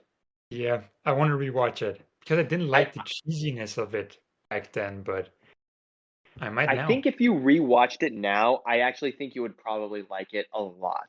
And because Yeah. there are some moments that are like laugh out loud, like I literally fell to the floor, like Hmm. literally laughing, which I know isn't the point, but that's what works about it with me. Like that's what works with Mission Impossible is that it is like, at least in this one, that it's like with John Woo, it's such a fantastic idea. Mission Impossible, especially the second one, was even more outlandish than the first, like just the Hmm. plot.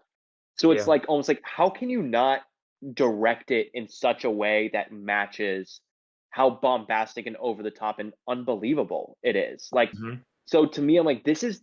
I wish every movie was directed by John Woo. I wish every Mission Impossible movie was directed by this guy. Hmm. And I love Brian De Palma, but I'm like, he should have stepped aside, given John Woo the first one, and let him do his thing because it was just a perfect. Like to me, I'm like, this is what I wanted from this franchise. This is Hmm. what I want. Um, but I It'd don't be, know if I have a feeling I won't be getting any more of that through the rest of the ones that I yeah. visit. So It'd be interesting to see because in the next one they're like, nope, course change, we're doing something else. And what yeah, JJ Abrams does with the third one, that's the most like just they're gonna move more into that direction of style. it it kind of set the tone for all the rest of them. 100%. He really like Okay. turned the tables, was like, okay, this is it, and they like they do more stuff, and of course they bring on other directors and other styles, but it definitely sets the tone for the next, like for the franchise as a whole. And it would be very interesting to see what Mission Impossible would look like now if maybe they would have gotten John Woo to direct more of them, and it'd Yeah. be interesting just that thought experiment to see what it would look like now because it's very different. It's very cheesy, very 90s second one, which is why I don't like it that much. But That long hair, scruffy Tom yeah, Cruise, where he's flicking his hair back like that and the yep, wind's blowing the through it. slow It's mo amazing. shots, It's all the amazing. The random doves. mhm. The doves. Oh my god. Yep. It's so good. That's a great connection to Hard Target. So many doves in all of John Woo's stuff. I would love to go on a huge John Woo-a-thon with you and just go through all of his movies. Hell yeah, I'm down. We should do it. Yeah, we got to do that. We might have to set up something virtually. I think that'd be hilarious to watch together. Should Um, do a commentary. yeah, yeah, Yeah. 100%.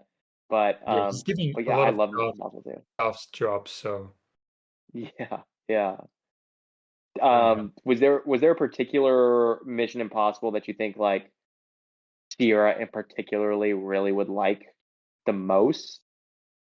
Hmm, that's interesting. I just thought of the whole franchise, but maybe something like Rogue Nation or Okay, some of the Query ones, I think, okay, more, especially with all like the comedy. I'm not sure if you would like it because maybe you would be like, fuck those guys because I would do it better than them or something like that. But that's true. That's yeah, true. but just the vibe of the films, I think. If you like Yeah, that one, you're gonna enjoy the Mission Impossible films. That that sort is of true. yeah. That's true. Um, well, hey, that's I think that's our full list of our new kind of literally me um our new literally me formats. But yeah, I'll run through my four movies, and if you want to run through yours for anyone listening, if anyone wants to take note or anything like that. But the movies I picked today were The Big Racket from 1976, Hitchcock's film The 39 Steps from 1935, True Grit, both of them, but really the 2000, what was that, 2010 Coen Brothers, and then Last Winter Kills from 1979.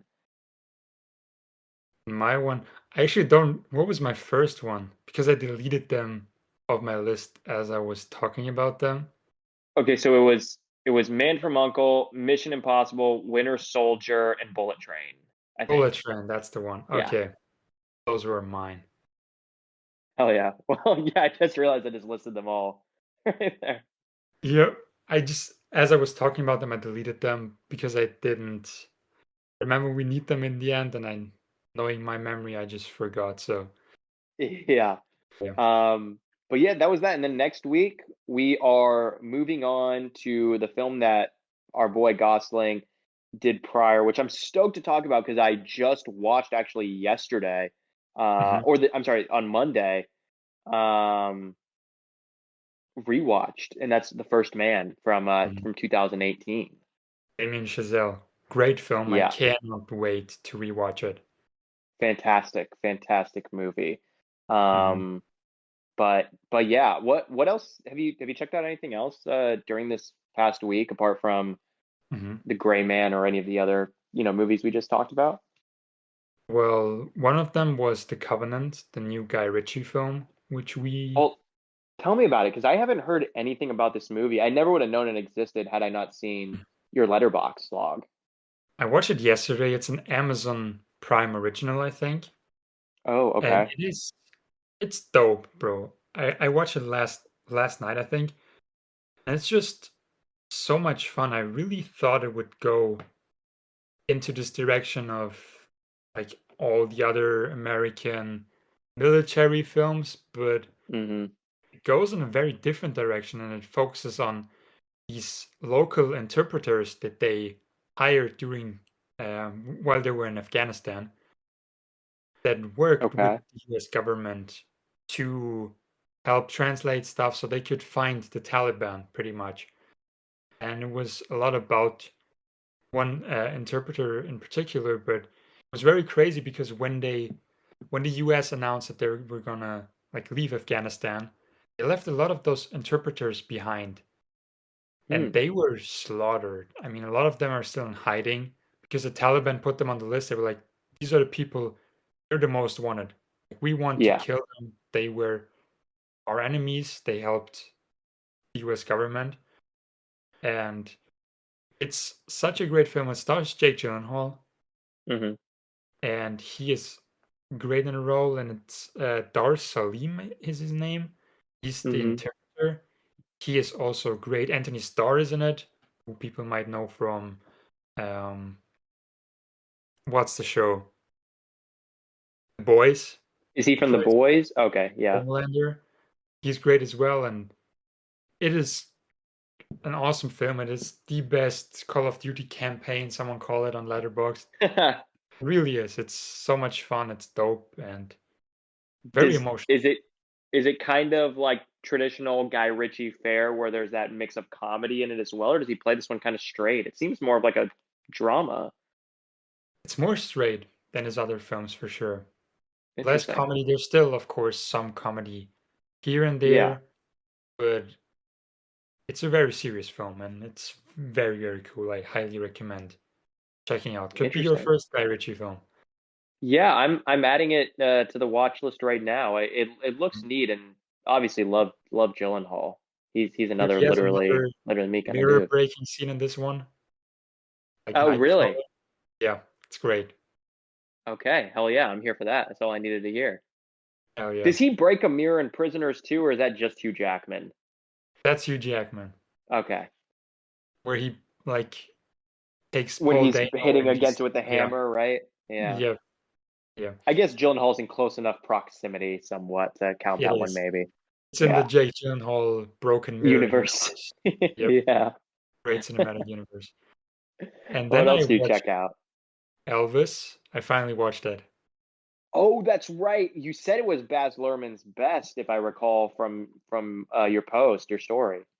It is. I liked it a lot. I thought it was great because Baz Luhrmann, he's very extravagant and just very over the Mhm. top in his style, and it doesn't work with everything, but it just works for Elvis, and it just fits so perfectly. And I know why the Elvis family. I don't know if they had any say in it, or if Buzz Luhrmann wanted to do it, or who chose him, but he's just perfect. Austin Butler kills it. He is amazing. It is incredible. And I've seen a lot of hate for Tom Hanks's character. Even people saying Yeah, he should be nominated for a Razzie, but I think he did an incredible job. yeah. Very I think cartoony, but it's been very polarizing, that character, from what I've heard. yeah. It's very like they he plays it very cartoony. It doesn't feel like a real character. It was a real man, but I think that was the point, and a lot of people criticize it, but I like this performance. Yeah, I still have to see it. I Mm. still haven't seen it. I don't know why I keep putting it off, and It's so especially long. someone who, yeah, that's one, I suppose. But like, especially like seeing what I've seen from Austin Butler and hearing what I've heard about Austin Butler in this, like I'm really.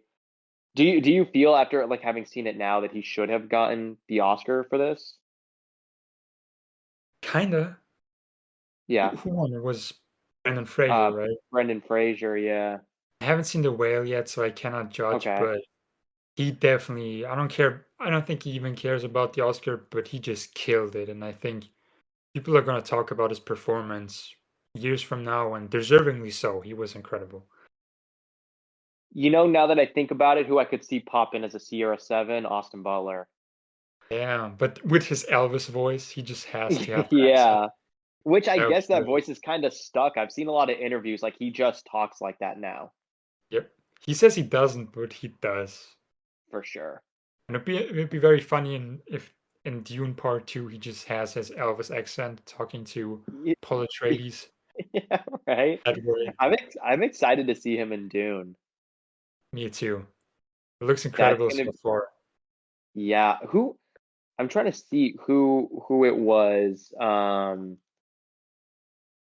Who played him who played that character in the original one? What character is that? Fade Ralpha Harkonnen. I don't know how to say all that. I'm actually not Oh, sure. this was the one that was played by Sting. Oh, was it? Dude, I Yeah. just blocked the original from my memory. Damn. Okay, that's pretty dope. Mhm. That's cool. I'm excited to see Dune 2. I'm finally are they doing Dune? Is there going to be a part 3, or will it be done in the next one? Probably because the second film is the second part of the first book, and the second book, which would be just one film, it's very like way shorter than the first one. Just rounds up and like finishes Paul Atreides' I see. story. Okay. So it goes on after that. There are a lot more books. I have 3 of them here. I have to read the rest, but the first 2 books are gonna like finish up his story, and then it's about his children and things like that. Oh yeah. And that's still due out for this year, right? Like in November, December or something? If they don't delay it because of the strike, but they might not because it's the perfect time frame because they would have like 5 or 6 weeks where nothing else really comes out, especially on IMAX.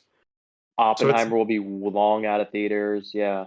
be the perfect time because they could make so much money and people wouldn't have a lot more to watch. I think there's a new Captain Marvel film coming out, but IMAX said they're not gonna give a single screen to Marvel, which is kind of crazy, but benefits Dune. So Interesting. Yeah. they flat out said no screenings, like IMAX screenings for Marvel. It's just gonna be Dune. So they might stick with the release date even though they have no one to promote it. Yeah. I think either way, the word of mouth on that movie is going to be unbelievably strong, and the social media ness Mhm. of it that never turns off will be very strong. Yep. I hope it does, because the first one just left me wanting so much more. Like I just want like I really enjoyed it. But I'm like I need that second part. Mhm. Um, Kind of the same way I felt about the second part of the Spider Verse movie, where I'm like, Yep. I love it, but you got to give me the whole thing here. Mhm. So I'm excited to seeing that, at least the first part being wrapped up a bit. Yep. Me too. Me too. And I think I'm gonna save this for the next episode, the Before trilogy, so we don't Yeah. blow this So I out want of to dedicate proportion. some serious time. Yeah. Yeah, but I just wanted to hear, so we have more time, so you can tell us what you watched if you want to Yeah. mention Yeah. any. I will definitely have to talk about that though, because I am, I'm really curious to hear your thoughts because it's been so highly anticipated, Mhm. that Before trilogy. Um, but yeah, let's see. Recently, what have I seen here? I mean, I've been rewatching a lot of Friedkin, um, after his passing. So I rewatched To Live and Die in L.A. I rewatched Cruising, which is a favorite of mine.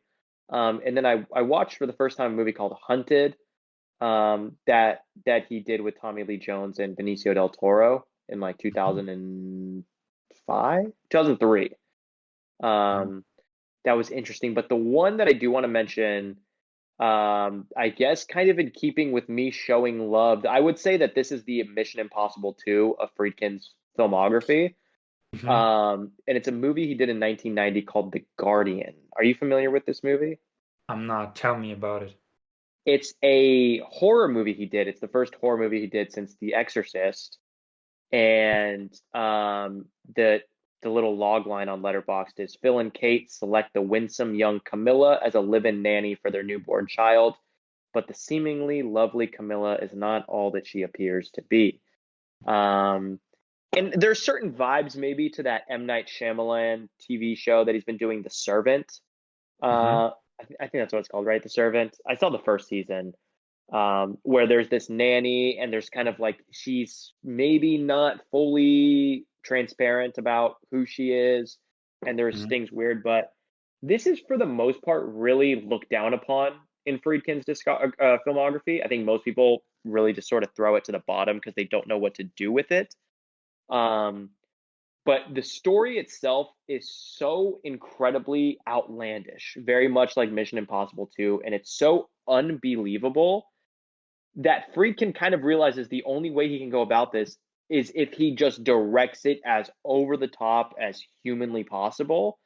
And for me, it works perfectly because I think when the story is so over the top, the direction has to match it. Like otherwise, if you try to play it straight and normal, then it's like it's corny because you expect us to take this very seriously when it's so unbelievable. Um, or if the subject matter is very serious and you treat it very over the top, then it's like very disrespectful to the subject matter. Absolutely. Um, but this was just so much fun. I had a blast. I could see myself putting it on every October, for like horror, Halloween sort of vibes. Um, and I truly believe that if another director would have directed this movie, it would be appreciated a lot more. But I think a lot of people see Friedkin's name, so it's impossible to separate The Exorcist and The French Connection and movies like that. So when you Yeah. see this, it's like, oh, he's lost it. He lost his touch. This is nowhere. And of course, that's not in the same ballpark because they're not meant to be the same kind of film. He does not take it as seriously, but this is some of the ballsiest shit he ever did. Some of the most like crazy, insane, gruesome things he's ever filmed.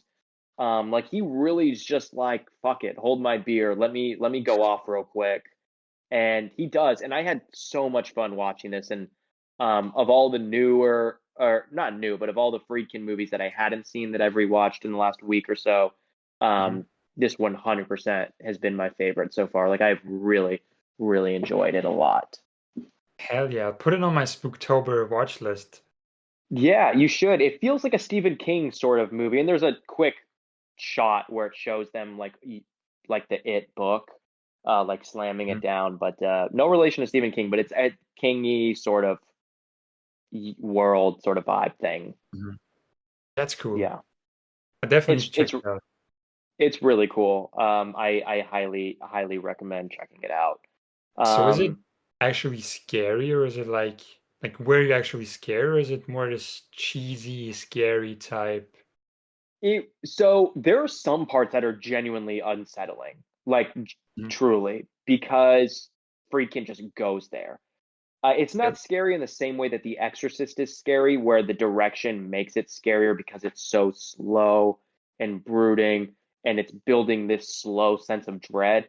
This is Mhm. just like a lot of um, maybe a lot of shock, and a lot of it is very much like, oh my god, you really did that kind of thing, and it makes you feel a little unsettled, but Mhm. it's a lot of fun with a creepy atmosphere, I think is the best way of putting it for me personally. Other people Mhm. might watch it and find it very terrifying, but for me, first and foremost, was a ton of fun, and then just had that awesome kind of spooky vibe to it. Hell yeah. But highly recommend. And then one more that I'll just mention, Mhm. that I did check out this week, um, which was a rewatch for me that I hadn't seen in years. This one actually does have Nicole Kidman in it, and that one is from 2001. It's called The Others. Oh, I've Do you heard know this about movie? That movie heard is about so that scene. fucking good, dude. It like it's the twist in it is what really makes it. And I knew the twist going back into this rewatch, Mhm. and still, either way, it still just slapped me across the face where I was like, whoa, that was like it still hits you really hard, even though you know it. And if you haven't seen this, like I will like it's a little tough to find. Yeah. I think let me check my log because I always say where I watched it. Should be on It is on Amazon for me. YouTube. Oh, What's on okay. YouTube? Pull it up on Amazon because it'll probably be better quality than the Mhm. YouTube one. The YouTube Oh, one was 'cause bad quality, and it had some type of like subtitle of a language that I wasn't even sure what it was, like on the bottom of the YouTube mhm. version. Um, but this movie is fucking amazing, dude. Like it's really so good. It's the guy who Uh, also made Open Your Eyes, yes.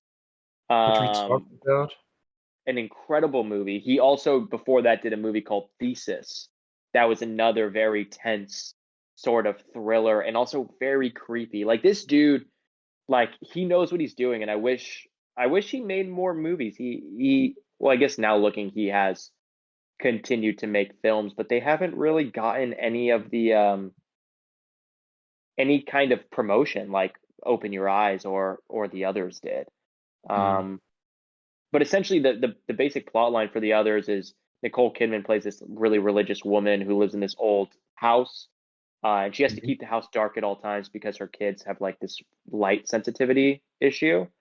Mhm. Um, and they start to sense that the house is haunted. Like one of the kids is saying that, oh, there's this other kid in here that we always see, and there are other people in the house, but Nicole Kidman doesn't see it, and she thinks Uh, that they're just like playing around like as kids. mhm. Um, but like this movie really gets creepy. Like it was one like we were watching it together, and my lady was like, "Yeah, like we gotta like maybe turn on a light like in the hallway or something." Like this is like creepy. Like it really gets kind of creepy. But the story is so good, and the twist is unbelievable, unbelievable. Even when you know the twist, it still is amazing. I'll check it out. It even has Christopher Eccleston in it. I really like, so Yeah. damn. Wait, who is Christopher? Eccleston. He played one of the doctors in Doctor Who, and he was Okay. in a bunch of other stuff. Shallow Oh, he Grave, was in Penny 28 Days Boyles. Later. Oh, okay. And then Existence as well. Yep. Cool. I'll check Yeah, I it didn't out. recognize him from anything else, but yeah, the movie's fantastic. It sounds super creepy. Maybe another film for Spooktober, Yeah. if I can Oh, handle that much 100%. creepiness. 100%. If anything, start with that and then put on The Guardian after. We'll almost be Yeah. like, okay, here's something still spooky, but at least it's kind of fun. Oh, yeah. I'm excited for spooky season. I watch a lot of Dude, great films. And I am too. We're only a month and a half away. damn, yeah. It's just too We're getting fast. there. Yeah. Yep. I mean, I'm I'm excited, I'm but how is it me too. Are almost there October? any do you have any specific movies that you're like, I put this on every October, every spooky season, I'm throwing this thing on? Do you have any movies like Nosferatu. that? Oh, I haven't I seen Nosferatu in so long. I might have to do that for this October. Oh, you have to. There was this thing where every year on Halloween, I would just watch Nosferatu. Hell yeah.